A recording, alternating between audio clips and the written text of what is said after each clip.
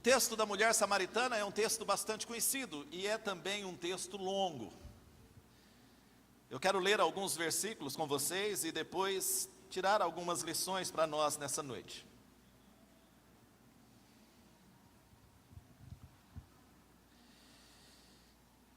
Verso 3.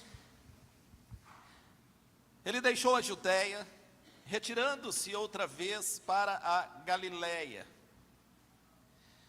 E era-lhe necessário passar pela região da Samaria. Assim, Jesus chegou a uma cidade samaritana chamada Sicar, perto das terras que Jacó tinha dado a seu filho José. Ali ficava o poço de Jacó. Cansado da viagem, Jesus sentou-se junto ao poço. Era por volta do meio-dia. Nisso, veio uma mulher samaritana tirar água, e Jesus lhe disse: dê-me um pouco de água, pois os seus discípulos tinham ido à cidade comprar alimentos. Então, a mulher samaritana perguntou a Jesus: como sendo o Senhor um judeu, pede água a mim, que sou mulher samaritana? Ela disse isso porque os judeus não se dão com os samaritanos. Jesus respondeu: se você conhecesse o dom de Deus, e quem é que lhe está pedindo água para beber, você pediria e ele lhe daria água viva. Algo que a mulher respondeu: o Senhor não tem balde e o poço é fundo? De onde vai conseguir essa água viva? Por acaso o Senhor é maior do que Jacó, o nosso pai, que nos deu o poço do qual ele mesmo bebeu, assim como seus filhos e o seu gado? Jesus respondeu: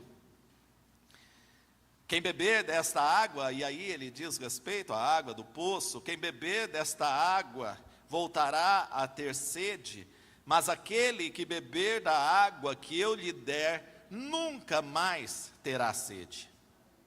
Pelo contrário, a água que eu lhe der será nele uma fonte a jorrar para a vida eterna. A mulher lhe disse: Senhor, eu quero que me dê essa água, para que eu não tenha mais sede, e nem precise vir aqui buscá-la. Na sequência, Jesus vai falar a respeito dos maridos que ela já teve, que o marido atual não é dela, e agora ela percebe, descobre que ele é profeta, e no verso 20 diz assim: nossos pais adoravam neste monte, mas vocês dizem que em Jerusalém é o lugar onde se deve adorar. Jesus respondeu: mulher, acredite no que digo. Vem a hora em que nem neste monte, nem em Jerusalém, vocês adorarão o Pai. Vocês adoram o que não conhecem, nós adoramos o que conhecemos, porque a salvação vem dos judeus, mas vem a hora, e já chegou, em que os verdadeiros adoradores adorarão o Pai em espírito e em verdade, porque são esses que o Pai procura para seus adoradores. Deus é espírito e é necessário que os seus adoradores o adorem em espírito e em verdade. E ele termina então de se revelar a ela, e ela então volta para sua casa, para sua cidade, e nessa cidade ela revela aquele que se revelou a ela. E é nesse texto dessa mulher que eu quero tirar algumas lições com os irmãos nessa noite. Primeiro, no verso 4, onde o texto diz que era necessário passar por Samaria. A necessidade não era uma necessidade geográfica, esse não era o caminho que um judeu escolheria.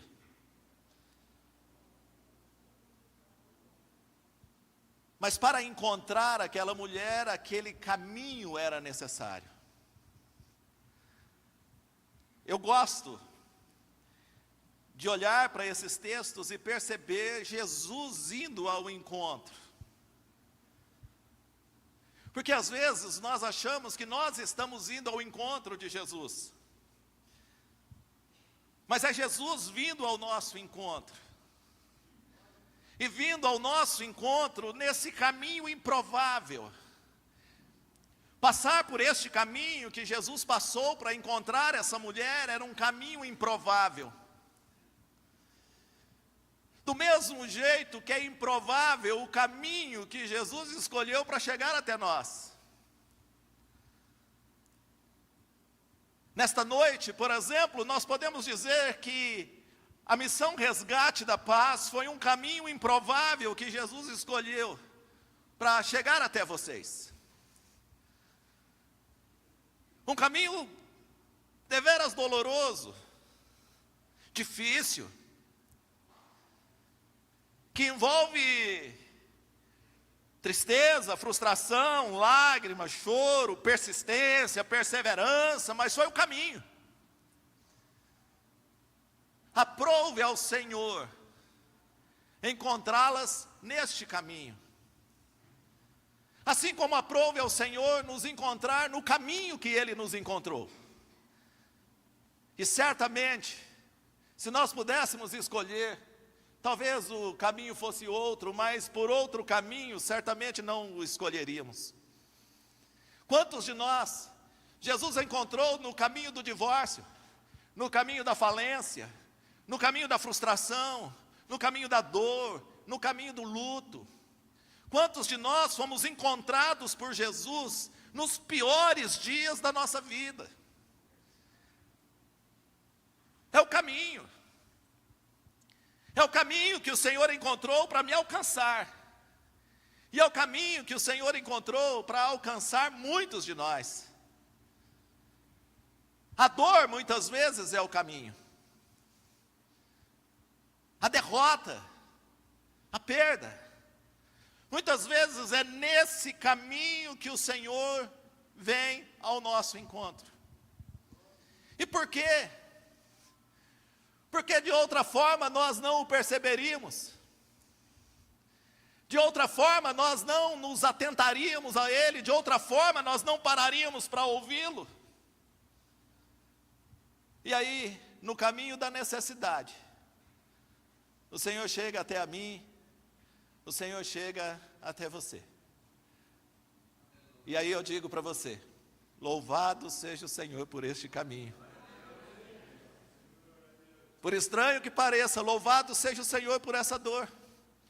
Louvado seja o Senhor por essa derrota, louvado seja o Senhor por essa falência, louvado seja o Senhor por essa crise, porque neste caminho eu pude perceber a presença dEle. Eu pude perceber a presença dEle. Então o texto diz que era necessário.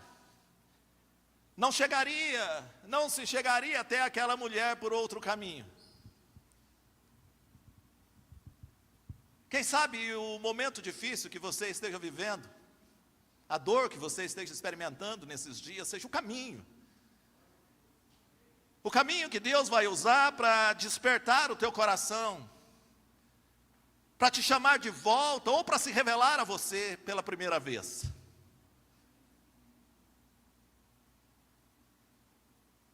Talvez você esteja pensando que esse caminho que você está passando seja um acidente. Mas eu digo a você, talvez esse caminho seja um propósito. Porque de outra forma, você não pararia para ouvi-lo. Era necessário que fosse naquele dia, naquele poço, naquela solidão, naquele isolamento, para que esta conversa que nós lemos pudesse acontecer. Talvez seja nesse poço que você está. Porque o poço é um lugar interessante, às vezes nós estamos ao lado dele, mas às vezes nós já estamos no fundo dele. Mas não importa se você está ao lado do poço, dentro do poço ou no fundo do poço. É nesse poço que o Senhor quer encontrar você. Por isso foi necessário passar por Samaria. Uma outra coisa interessante de nós observarmos é como Jesus conversa com essa mulher.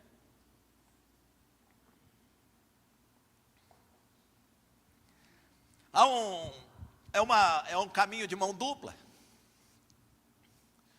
E eu queria que você prestasse bastante atenção nisso, porque é necessário que isso aconteça.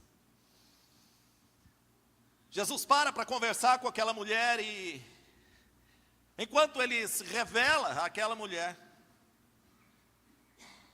quanto mais ela percebe e descobre quem é Jesus, mais ela se percebe e se descobre. Porque a Bíblia diz que ele é a luz do mundo, e ele é luz. E a luz revela tudo aquilo que há nas trevas, porque ela dissipa as trevas. Sabe de uma coisa? Não há um caminho até Cristo se não houver um caminho de reconhecimento e arrependimento dos nossos pecados. É junto.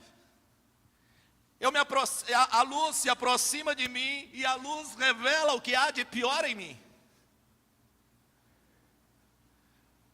Quanto mais eu descubro quem é Cristo, quanto mais eu me aproximo do santo, quanto mais eu me aproximo do puro, mais eu me percebo impuro, mais eu me percebo pecador. E essa é a relação do encontro com Cristo. Irmãos, não há um encontro com Cristo de poder sem que antes tenha havido um encontro com Cristo de arrependimento. Não dá para ser cheio do Espírito Santo se antes você não é vazio de você mesmo. Não há conversão sem arrependimento, sem reconhecimento. Não há achado que antes não se perceba perdido. Ele veio buscar e achar o que estava perdido. E se eu nunca me encontrei perdido, certamente nunca me reconhecerei achado. Como darei glória a Deus, como louvarei ao Senhor com alegria no meu coração, se nunca reconheço o que Ele fez por mim? Eu estava morto em meus pecados e delitos, e Ele me deu vida. Ele me deu vida. É nessa relação de, se você me conhecer, se você souber quem eu sou, você vai querer de mim. É isso que Jesus fala para aquela mulher. Se você descobre quem eu sou, ao invés de ter água para me oferecer, você vai ter sede de mim. E não há ninguém, irmãos, que esteja verdadeiramente em Cristo que não tenha sede de Cristo.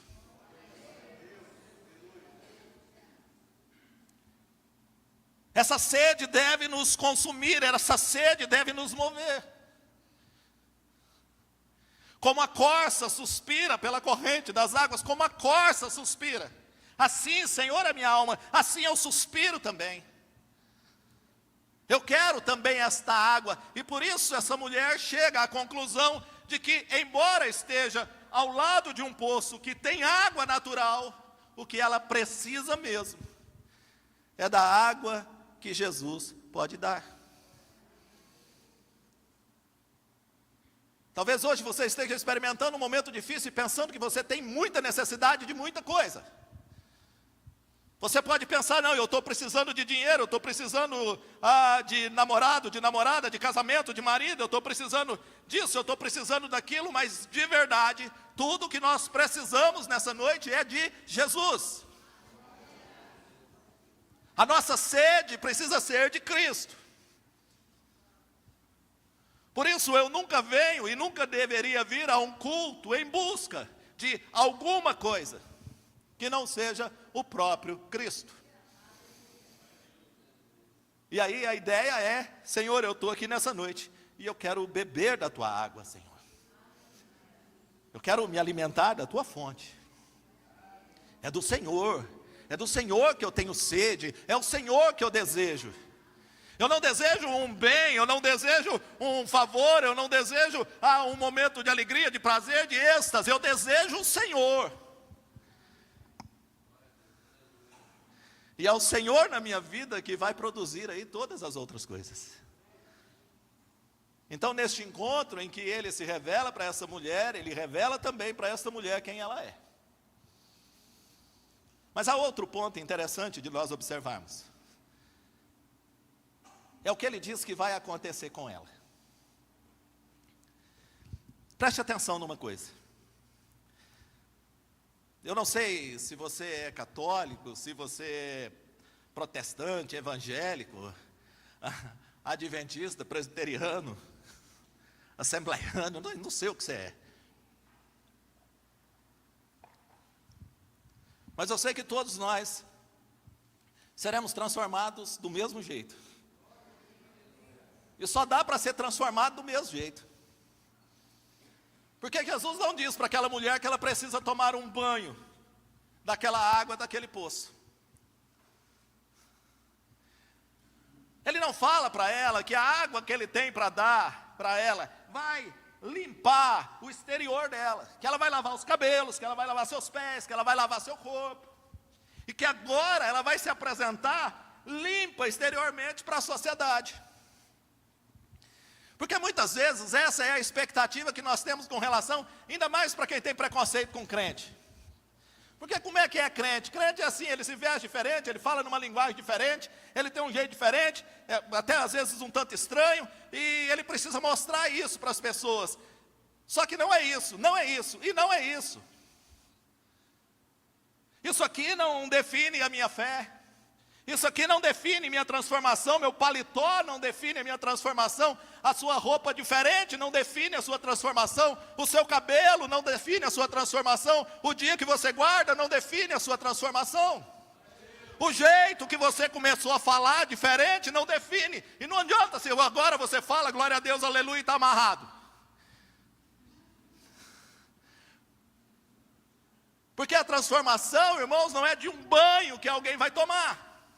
Não é um banho de loja, não é um banho de costume, não é um banho de hábito, não.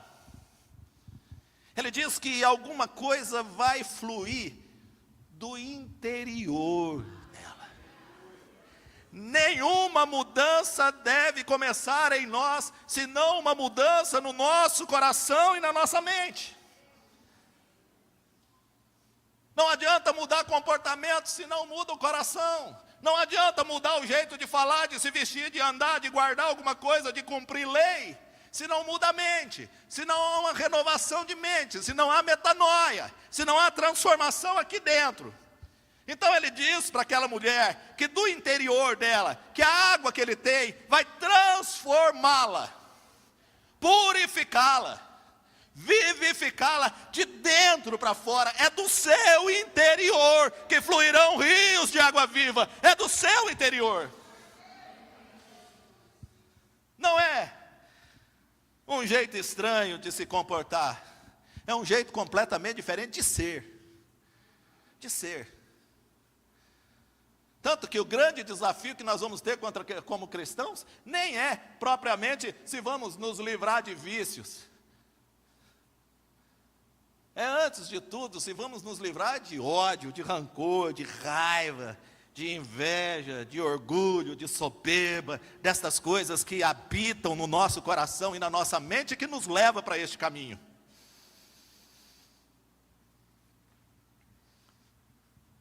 Eu acho de grande valia para a sociedade, quando nós falamos, olha, temos pessoas que se livraram das drogas.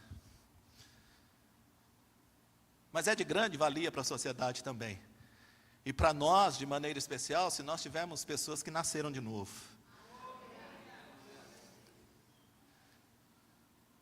Que não saem só livres das drogas, ou livre do álcool, ou livre do vício, ou livre da pornografia, mas que saem livre de tudo aquilo que levou para este caminho.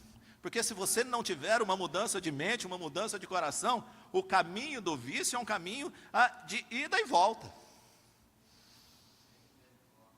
De ida e volta. Porque você volta para uma realidade e você conseguiu ficar sem, mas não foi transformado. E se você não foi transformado, é só uma questão de tempo. Por isso, nada mais libertador do que o próprio Cristo.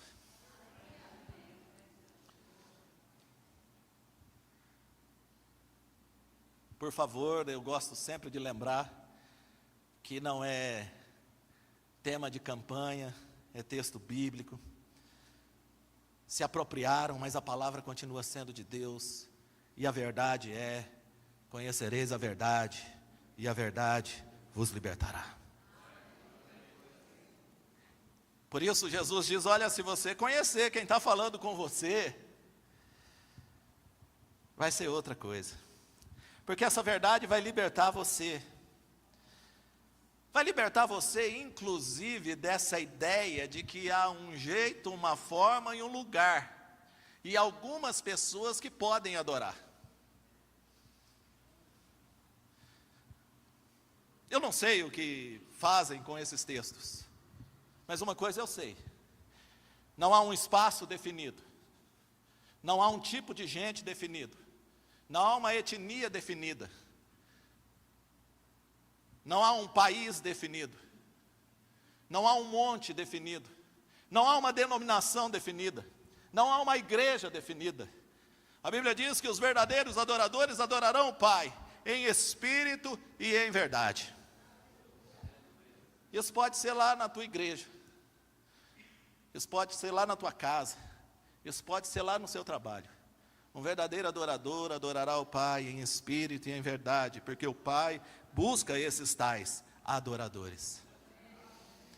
E como é que adora?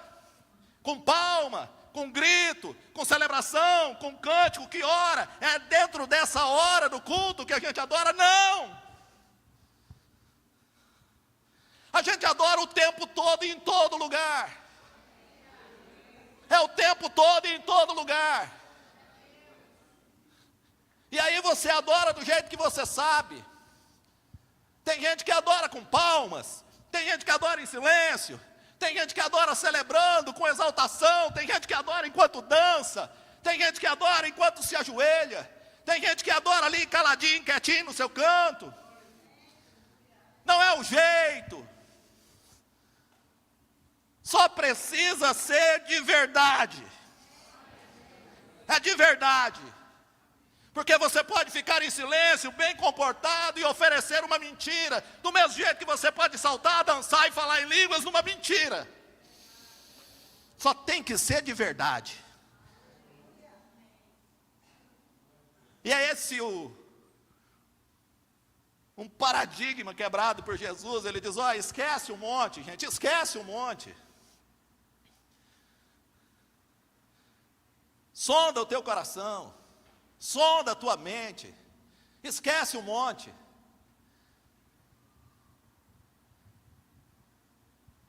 Não é o monte, não é a cidade, é em espírito e em verdade. Uma outra coisa que essa verdade liberta é das prisões do passado.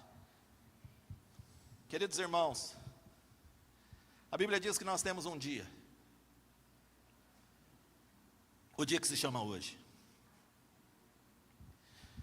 Não andeis ansiosos pelo futuro, mas também não estejam presos às acusações do passado. Pastor, mas eu tive uma vida. Eu também tive, inclusive eu tenho ainda, eu continuo vivendo. Graças a Deus. Eu tive uma vida, e daí? E daí que você teve uma vida? Eu tive uma vida ruim.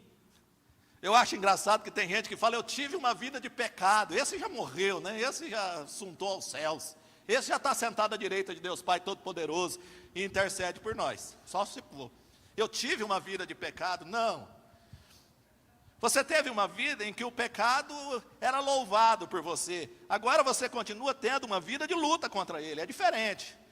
Só mudou a nossa posição agora com relação ao pecado. Antes nós éramos companheiros dele, agora nós somos adversários dele.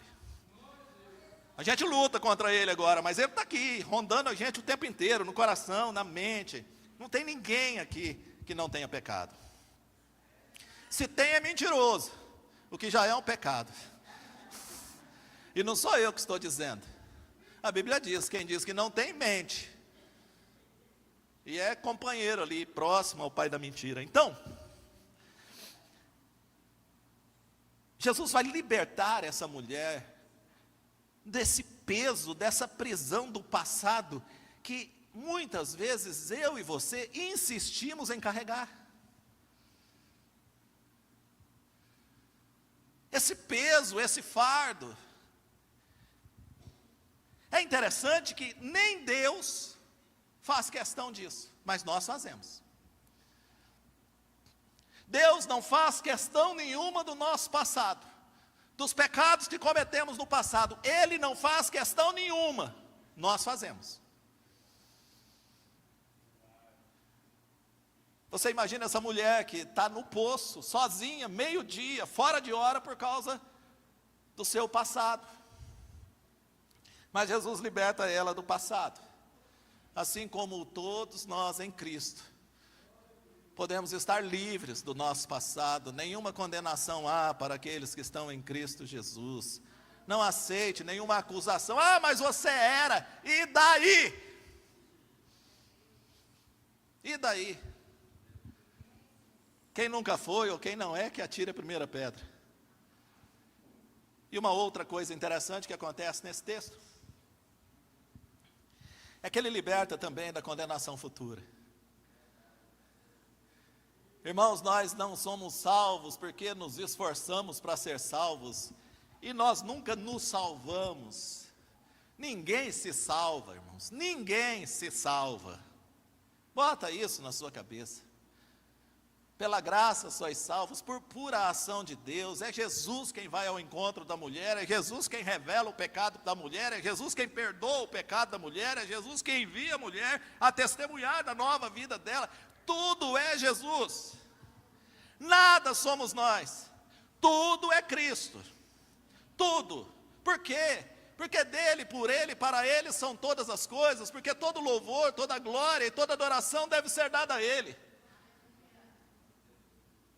Então, você nunca se salvou, porque se depender de você, você está condenado. É Cristo quem nos salva. E sabe qual é o mérito que nós temos nisso? Absolutamente nenhum.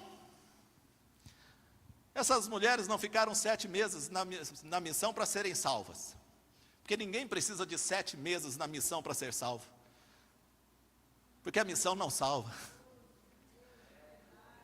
Elas ficaram 7 meses lá por questões muito mais de natureza mesmo, porque precisava ficar livre, porque precisava se manter reclusa, porque se precisava se manter distante, só por isso. Porque Jesus salva na boca de fumo, Jesus salva na rua, Jesus salva caído da rua, Jesus salva bêbado, Jesus salva, gente, Jesus salva. Pela graça sois salvos, e isso não vem de vós, é dom de Deus. O que aconteceu é que você crê nisso agora. Então não se prenda às acusações do passado e nem se prenda ao medo do inferno. Ele morreu para nos salvar. Ele pagou a dívida que era contra nós, ele pagou a dívida que era contra nós. Ele não paga a cadeia que a gente às vezes tem que puxar. Isso não é problema de Jesus, isso é problema de cada um. Agora a dívida que era contra você, a condenação que era contra você, ele pagou. Agora a cadeia você vai pagar. E tudo bem, fica lá 1 ano, 2 anos, 3 anos e sai de lá salvo do mesmo jeito. Sai da cadeia direto para o céu. Ele não vai resolver todos os seus problemas, mas ele salva. Amém? Então, por último,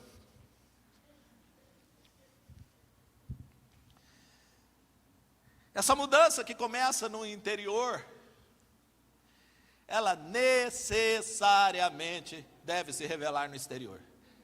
Também não vem com essa conversa, não, é aqui dentro. Não, nada pode ser só aqui dentro. Tudo que acontece aqui dentro vai ser revelado do lado de fora. Se Deus está em nós, habitando em nós, Ele vai produzir também mudanças em nós. Mudou o coração, mudou a mente, vai mudar o comportamento, vai mudar o jeito de falar, vai mudar o jeito de agir, vai mudar o jeito de pensar.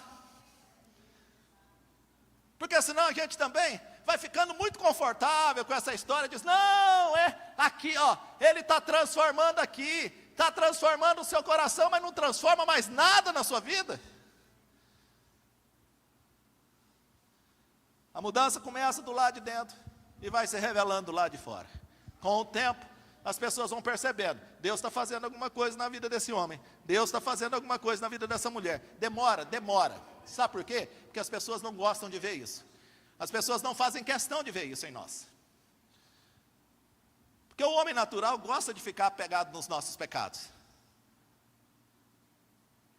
Mas Deus vai transformando a gente e a gente não vai ficando apegado nisso. E nós vamos então revelando ao outro aquilo que Deus está fazendo na nossa vida. E é por isso que aquela mulher tem condições de voltar para a cidade e de dizer para as pessoas daquela cidade, olha, eu encontrei Jesus mesmo, eu encontrei o Messias, eu encontrei. Eu acho que eles olham para o rosto daquela mulher e falam, ela está diferente mesmo, tem alguma coisa diferente na vida dela. Mulheres, prestem atenção nisso. Vocês vão voltar para a casa de vocês, para a realidade de onde vocês saíram um dia, para a convivência de onde vocês saíram um dia. Muita gente vai dizer para eu te conheço, eu sei o que você fez, não interessa. Você não vai lá para mostrar o que você fez, você vai lá para mostrar quem você é hoje. É só isso. É isso que Deus faz na nossa vida, irmãos.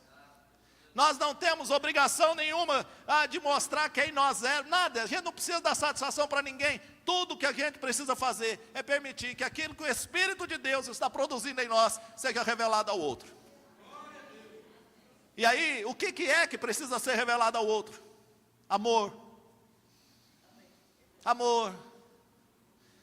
Saiu de lá cheio de ódio, tem que voltar cheio de amor, porque Deus derramou do amor dele no coração de vocês. Alegria, paz, bondade, benignidade. Eu sei que é um negócio difícil para as mulheres, me perdoem mulheres, eu sei que é o dia de vocês, mas esse é um desafio muito grande para todas vocês. Mansidão.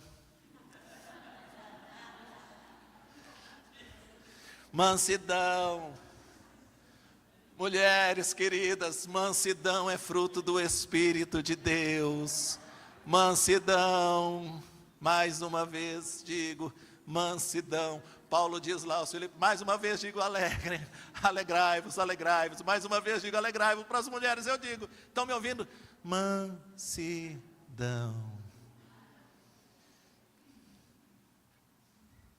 Como a gente está em festa de formatura e de vocês? Espera aí, vocês acharam que eu não sabia o nome de vocês, né?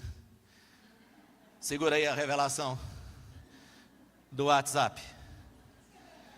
Tatiana, Rosângela, Michele, Carolina, Elisa, Maria. Ixi, que tanto de mulher é esse? 1, 2, 3, 4, 5, 6, 7.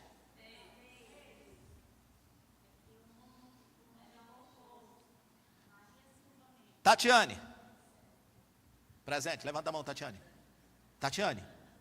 Rosângela. Michele. Caroline. Elisa. É que mudou de linha. Obrigado, Adriana. Carolina e Elisa, 2 nomes. Os 2 maiúsculos ainda. Carolina e Elisa. Maria Silvaneide. Jesus amado, filha, que composição de nome é esse que teu pai e tua mãe fizeram?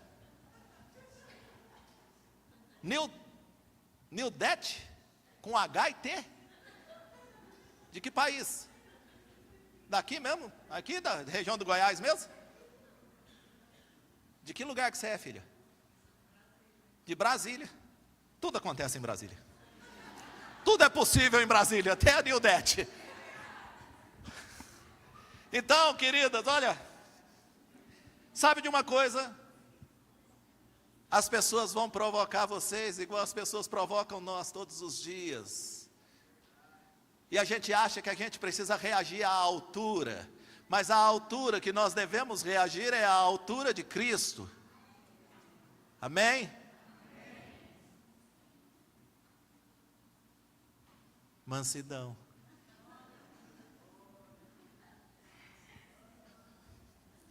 E aí um outro grande desafio que é para todos nós.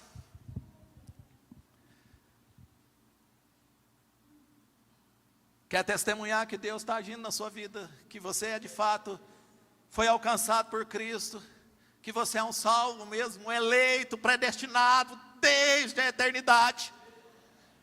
Aí, agora eu tirei glória a Deus de metade dos presbiterianos que tem aqui. Ó. Teve presbiteriano dando aleluia e glória a Deus aqui a hora que eu falei isso.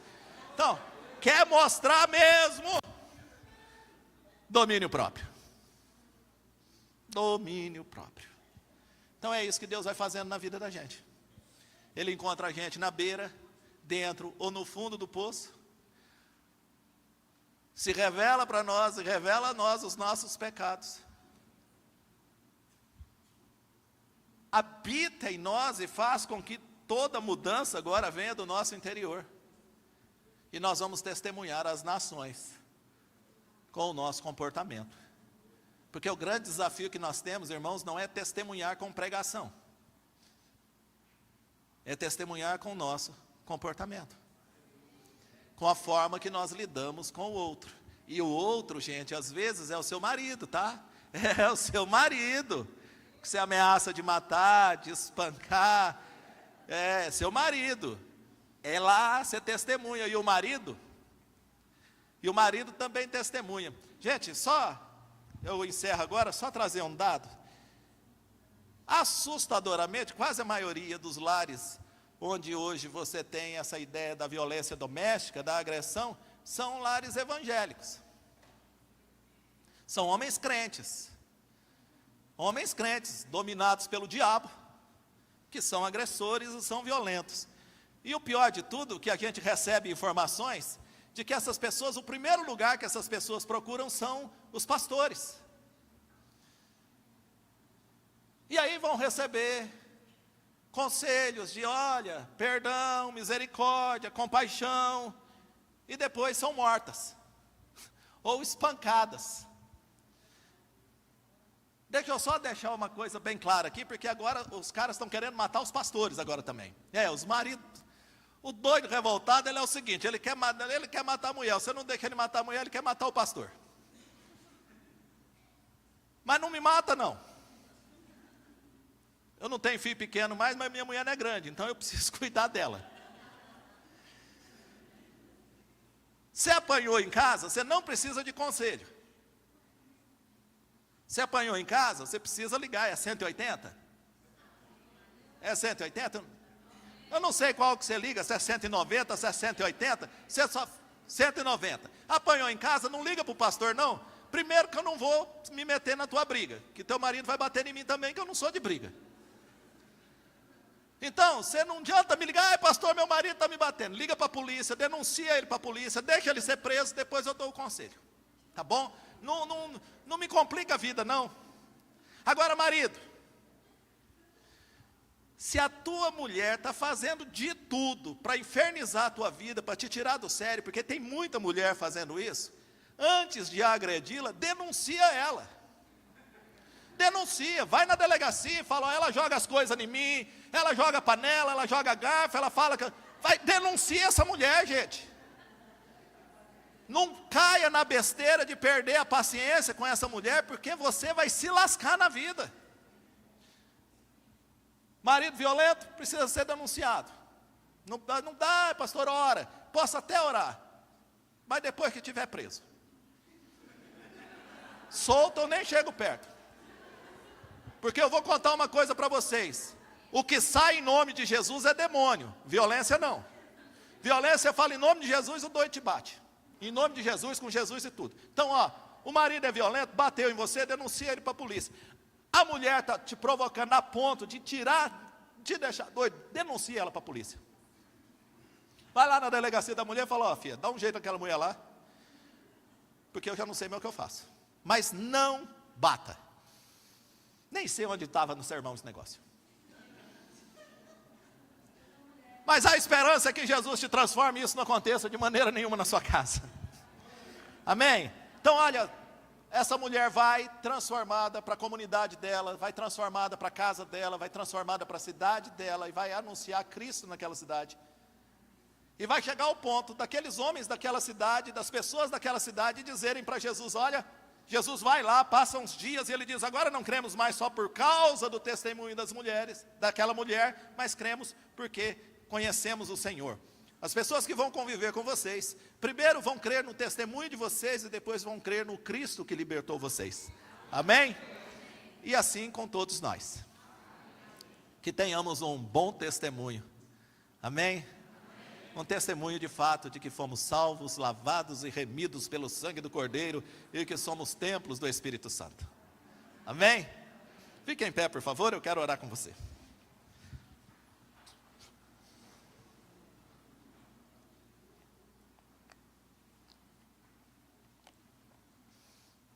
Feche os seus olhos. Eu não sei se você está na beira de um poço hoje. Talvez você se encaixe naquele caminho de dor, de angústia, de tristeza. Eu não sei o que você está vivendo hoje. Mas esse pode ser o caminho que Cristo escolheu para te encontrar. E aprove ao Senhor te trazer aqui nessa noite, para Ele dizer para você que Ele é capaz de mudar o caminho dele para te encontrar. Que Ele é capaz de escolher o caminho mais improvável, o caminho mais difícil para encontrar você. Porque o propósito de Jesus não é dinheiro, riqueza, poder. O propósito de Jesus é encontrar eu e você perdido. E nos trazer de volta. Nos trazer de volta para casa. Nos trazer de volta para o lar. Nos trazer de volta para a presença dEle. Você não nasceu para andar longe de Cristo. Você nasceu para viver na presença de Cristo e para andar no caminho de Cristo. O propósito de Deus para a sua vida não foi a perdição. O propósito de Deus para a sua vida é a salvação. E às vezes nós, neste caminho,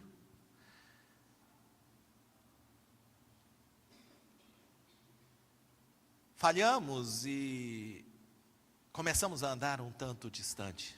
Não percebemos mais a presença, não temos mais a sede, perdemos a alegria da salvação. Mas nesta noite, Cristo quer devolver a você a alegria da salvação. Ele quer que você volte a se sentir amada e amado por Ele. Alcançado e alcançada por Ele. Ele não quer que você se sinta um perdido, mas Ele quer que você volte a se perceber como filho. Ele quer devolver o anel na sua mão, a sandália nos seus pés, e celebrar que o filho que estava perdido foi achado. E para isso Ele te trouxe aqui nessa noite. Para dizer que você não é mais um filho perdido, você é um filho que foi encontrado. E que você não precisa se sentir nem pior, nem mais sujo, nem mais estranho, mas que você pode se sentir um filho amado do Senhor. Toda mudança que é necessária, Ele mesmo fará.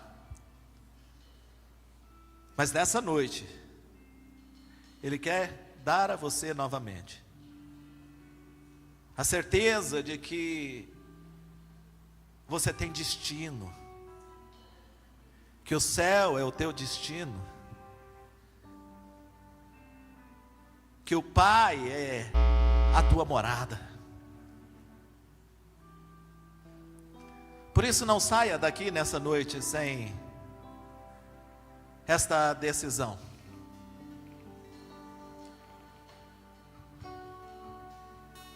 Senhor, eu quero voltar. Eu quero voltar. Eu quero voltar ao início. Eu quero voltar aos primeiros passos contigo. Eu quero voltar a experimentar da tua presença, do teu poder. Eu quero voltar a louvar ao Senhor com alegria no coração. Eu quero voltar a falar do Senhor com intrepidez. Eu quero voltar a ter sede e fome da tua presença. Eu quero voltar à tua palavra. Eu quero voltar. E se há alguém nesta noite que reconhece a necessidade de voltar, voltar ao primeiro amor, voltar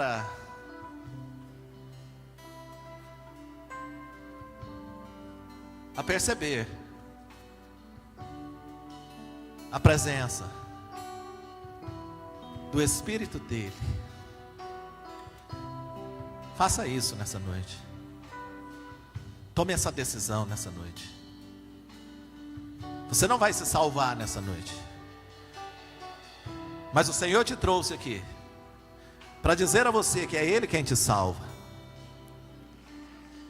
é Ele quem te redime, é Ele quem te resgata, é Ele quem te transforma, é Ele quem te justifica, é Ele. Não saia daqui em dúvida, saia daqui na certeza de que é Ele, e tão somente por Ele, porque dele é o reino, o poder e a glória para sempre. Ele é o caminho, a verdade e a vida, e ninguém vem ao Pai a não ser por Ele.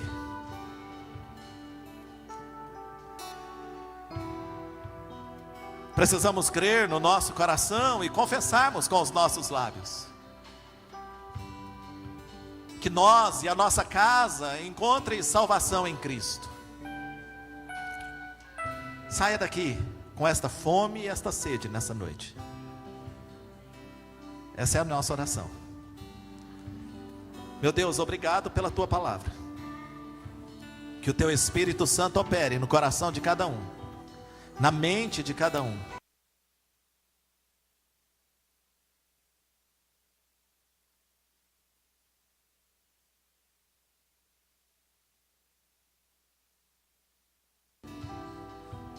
É poder do Senhor para a salvação, e o seu evangelho foi anunciado nessa noite.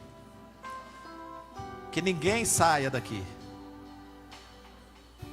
sem ter a absoluta certeza de que, se nessa noite o Senhor pedir a nossa alma, nós estamos preparados e sabemos para onde iremos, e poderemos dizer como Estevão ou como o próprio Cristo: nas tuas mãos, Senhor, entrego o meu espírito. Esta é a nossa oração, em nome de Jesus, amém, amém. Vocês podem sentar um pouquinho. Adriana, permita um minutinho só.